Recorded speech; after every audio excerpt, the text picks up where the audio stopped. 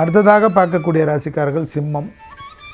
துர்கை வழிபாடு, நவகிரகத்தில் ராகு கேது வழிபாடு அதீத கவனமாக பார்த்துக்கொள்வதும், கண்டிப்பாக அடுத்த பங்குனி மாதத்தில் மார்ச் 15 ஏப்ரல் 15 வரை உத்தியோகம், தொழில், வியாபாரம், படிப்பு சம்பந்தப்பட்ட பதட்டமில்லாமல் இருப்பது மிக மிக முக்கியம். அதே சமயம் குடும்பத்தில் இருக்கக்கூடிய துணை அல்லது துணைவியார் விஷயத்தில் வெள்ளை கொடி காட்டாமல் வெள்ளை பெட்ஷீட்டை காட்டுவது நன்மை தரும். கோளார் பதிகத்தை சொல்வதோ கேட்பதோ மிக மிக முக்கியம் என்பதை சிம்மராசிக்காரர்கள் உணர்ந்து கொள்ள வேண்டும்.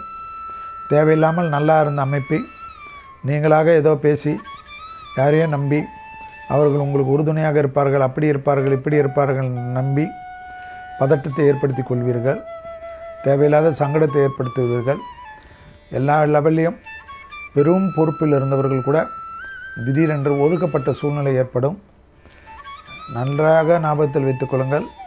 பாக்கியபடியும் அஷ்டமத்தில் சனி வந்திருப்பதனால் 24 வயதை கடந்த கிட்டத்தட்ட 72 வயது வரை இருக்கக்கூடிய சிம்மராசிக்காரர்கள் ரோஷப்பட்டால் காரியம் கெடும், குடும்பம் கெடும், பணப்பற்றாக்குறை ஏற்படும், மன அழுத்தம் ஏற்படும், நம்பிக்கை துரோகம் ஏற்படும்.